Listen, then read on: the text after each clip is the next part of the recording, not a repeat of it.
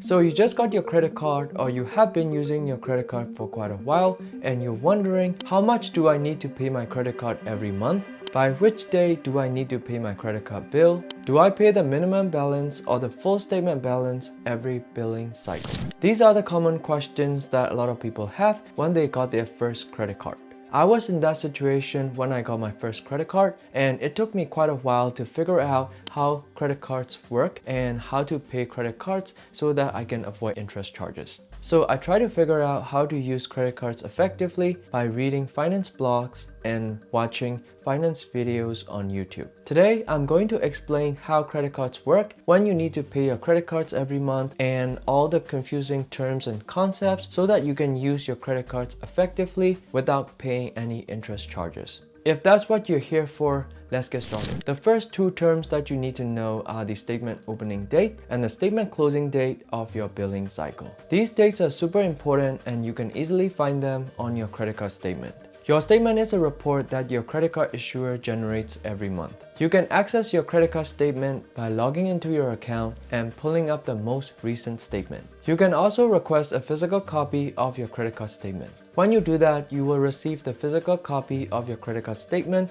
through the mail every month. To help you understand the terms and concepts on the credit card statement, I would recommend you to get your own credit card statement like this and follow along with this video. The concept is the same even if your statement looks different from mine. For example, on my credit card statement, the statement opening date is on April 29th and the statement closing date is on May 28th. The duration from the statement opening date to the statement closing date is known as the billing cycle, and it usually lasts between 28 and 31 days. During this billing cycle, your card issuer tracks all the purchases that you make, whether it's a Netflix subscription or your grocery purchases. Every purchase that you make during the billing cycle will be recorded. The credit card statement shows everything, from the things that you buy to the things that you return, and also any payments that you make toward your credit card balance will be on that statement. Once the billing cycle ends, it will calculate all the transactions that you made during that billing cycle. But here is the key part. Let's say your statement closing date is on May 28th. So anything you purchase after the statement closing date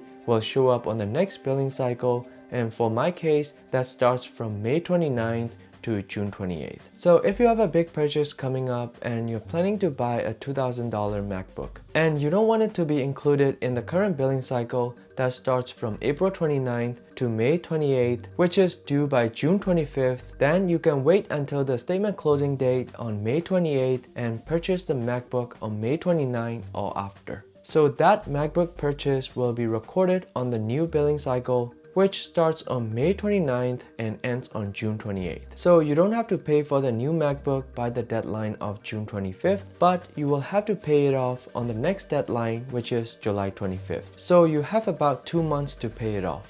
I hope my example is helpful for you in some ways in trying to understand how billing cycle works and when you need to pay your credit card bills. If you are still unclear about those topics, feel free to comment down below and post your questions, and I'm happy to answer your questions as early as I can. Up until now, if you're getting some value out of this video, drop a like down below and also subscribe to my channel because it's free and I appreciate your support. Now let's move on to the next topic, and that is the current balance and the statement balance. When you get your bill, you will see those terms on your credit card statement or your online account. They are not the same and it's important to know the difference. Your current balance is the total amount that you owe up to today, including any recent charges and pending charges. On the other hand, the statement balance is what you owe at the end of the last billing cycle. In other words, your statement balance excludes all the purchases that you made after the statement closing date. From my example, the statement closing date is on May 28th.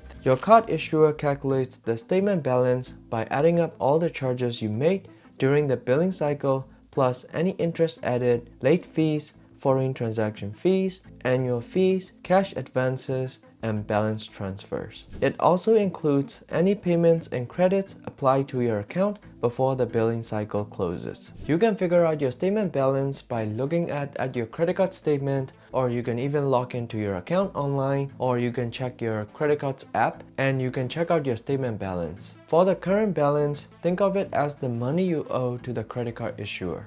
If you don't owe anything, your balance will show 0. If you owe money to the credit card, then it will show up as a positive number. Your statement will also let you know how long it will take to pay off your balance if you only make the minimum payments every month, plus how much interest that will cost you. By the way, some financial gurus claim that you need to leave some balance on your credit card to show that you are financially responsible. But that's totally wrong. To show to the lender you are financially responsible, you need to pay the full statement balance by the due date every billing cycle. Another question I often get is, when is the best time to pay my credit card bill? Generally speaking, you should pay your credit card bill after you get your statement, which is after the statement closing date but before the due date. The time between the end of the billing cycle and the due date is called the grace period. In general, you have to pay your credit card bill or the credit card statement balance during the grace period to avoid any interest charges. On my statement, it shows that I have to pay $947.91 by June 25th to avoid any interest charges. The time between May 28th, which is the statement closing date, and June 25th, which is my due date, is the grace period for my credit card. So I need to pay my full statement balance during that grace period to avoid any interest charges and to show that I'm financially responsible. I like to pay my credit cards in full because it saves me money on interest charges, and using credit cards on my purchases lets me save up points for my next vacation. Now let's move on to the next topic, which is the minimum payment amount.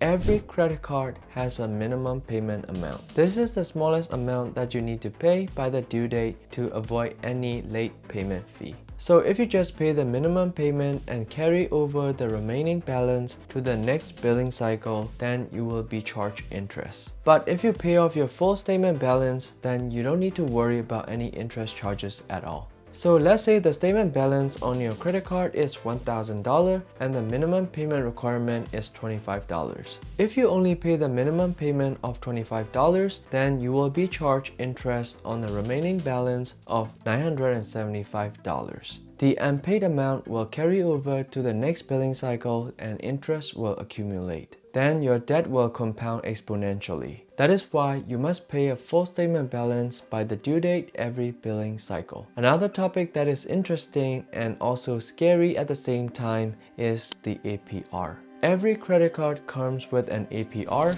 and that stands for annual percentage rate. It is the cost of borrowing money expressed as yearly rate. Your credit card might have several APRs, one for the purchase, one for the cash advances, and one for the balance transfer. You also have a penalty APR if you have a late payment. I know these numbers are very overwhelming, but you don't need to worry about those numbers or those APRs if you were to pay your full statement balance by the deadline every billing cycle for all of your credit cards. As long as you pay your statement balance in full by the deadline every billing cycle, then these ridiculously high APRs don't apply to you. So that's it. By now, I hope you learned how to use credit cards effectively, and hopefully you will be able to avoid interest charges at all costs. If you use credit cards responsibly, they are the tools for you to build an excellent credit score. With an excellent credit score, you can get a competitive interest rate on your home loan